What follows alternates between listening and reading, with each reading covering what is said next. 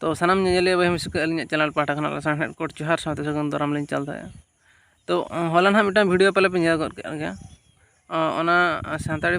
honours इदी कते मिटा video लिंग बनाव कते अपलोड का तो ओना वीडियो जुदी ना ओको बापे नेल गद खन लातार डिस्क्रिप्शन लिंक लिंग एमा खन डायरेक्ट चला कते नेल दाड़या तो ओना वीडियो रे ना जहां लिंग लay लेआ जे सानताड़ी ऑनर्स तो चेद खातिर बन इदिया चेदा बन इदिया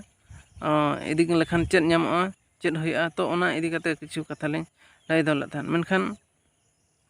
ओना होयतो जतो हर बाको बुझाव दाड़ा तो ओनाते आर मिटांग वीडियो लिंग अगु गया तो नोआ कुकली को जहां मनरे आबो फोटेलोग कना तो नोआ को कुकली आबो मनरे आलो हजुमा चेदा से नोना सानताड़ी ऑनर्स दो मिटा जनरल सला गे समान गे चेलका रे जनरल रे ऑल कते जहां तिना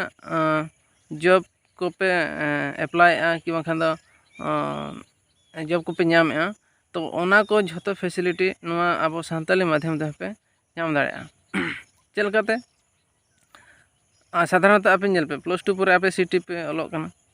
मेनखान नितो आपे सिटी पे बड़ा गया सिटी रे हो अब सानताड़ते इनक्लूड होइना माने government city full government city सानताड़ते नो बारिपदा डाइट रे मयूरभंज बारिपदा डाइट रे अब सानताड़ी सिटी चालू कना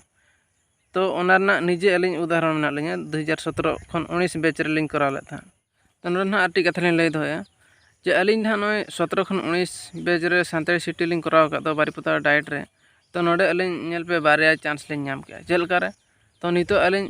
जहां लैंग्वेज टीचर ओडको कना जहां एमएलए मल्टी लैंग्वेज टीचर ओडको कना तो ओना रे होलिंग अप्लाई दाड़ा कन गया ओना फुल क्रेडिट लिंग नामया मेनखान नितो जहां जेटी ओडको कना जूनियर टीचर ओना रे होलिंग अप्लाई दाड़ा कन गया तो झोतवा माने जनरल सला गे इक्वल गया तो नोडे आपे बारे फैसिलिटी पे नाम के तो अलिंग तीन जो अलिंग ओडे डायरेक्ट लिंग सिटी था तो उन अक्तो रे आबो सानताड़ हर गे को कम गया आर उनको दिसवा गे माने दिकु गे को जस्ती के था जनरल गिद्रा गे जस्ती के तहन को तो उनको गे आबो जेमती आबो जनरल क्षेत्र आबो कोटा बन ᱧᱟᱢᱮᱜᱼᱟ बाखान तो रिजर्वेशन बन ᱧᱟᱢᱮᱜᱼᱟ आको हूँ उनका गे आबो सानताड़ रे आको रिजर्वेशन को ᱧᱟᱢᱮᱜᱼᱟ तो ओना खातिर उनको बाको बड़ा रहो बांगान रहो जहां लेका रे ठेला ठिली कते हो को ओलेया तो ओना क्षेत्र करे आप भाई पे तो नितो उनको आबो रे को बोलन कना तो आबो रे गे बाबन बोलन कना तो ओना जिनसटा गे तिना पिछले रे मेना बन तापर इना मदरे बीएड कथा आपे नॉर्मली हर जे बीडी सिटी बीएड के करा तो आपे जदी आपे +3 ऑनर्स सानताड़ी पे इदी कते पे करा के यूजी कोर्स पे शर्मा रे तो ओंडे आपे बीएड हम पे करा दाड़ा तब ना जे जहां ओडिया की जहां इंग्लिश को ओना सब्जेक्ट इदी लेना गे ना बीएड अप्लाई दाड़ा सेमती कुछ बांगा आपे सानताड़ी ऑनर्स इदी कते हो बीएड पे करा दाड़ा तो आर चेत असुविधा होइना तो इना पर पीजी पे करा गया सानताड़ी ऑनर्स इदी कते पीजी पे करा के तो पीजी करा पर हो आपे पीएचडी करा पे एमए करा पे हनते आधा माना से हनते लहा दिया मेनखान किंतु चे नोडे आप जुदी अंता माना सेन पे लहा दी खान मेनखान नोडे खन आपे बै बै चांस ढेर इदी कान पे चेल करे जहाना क्षेत्र रे आपे डबल चांस पे ᱧᱟᱢᱟ चेल करे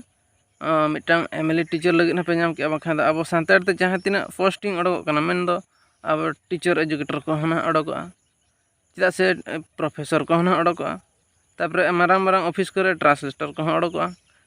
ट्रांसलेशन लेटर जॉब को ओडको चेदा से बै बै ते नितो नोआ अब सानताड़ी लैंग्वेज ऑफिशियल लैंग्वेज रे इनक्लूड कना आपे बड़ाय गे सो तो ओना ना नेल तान पे अब संविधान सानताड़ी लैंग्वेज ऑफिशियल लैंग्वेज रे ऑलरेडी सेलेक्ट होई कना तो ओना खातिर नोआ ट्रांसलेटर को दो ना निहति ओडको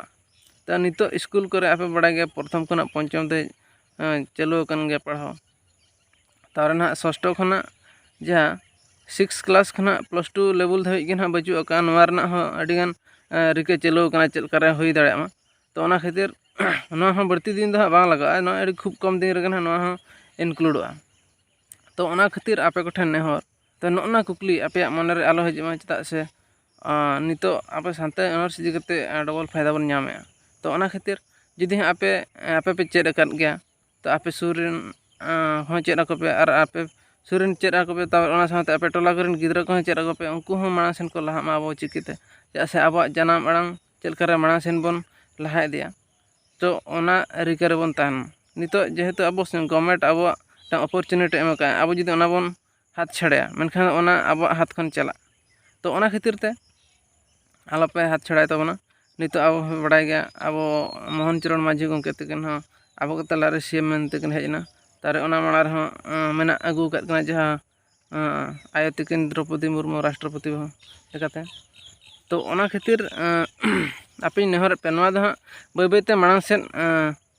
लहा गया पाले मेना कोगे आबोरेन हर को हाँ तो बै बैते आबोरेन हर को अड़ीगन मांग सेन को लहा इदियना ओनाते आबो चिकी हबन छराव इदिया पंडित रघुनाथ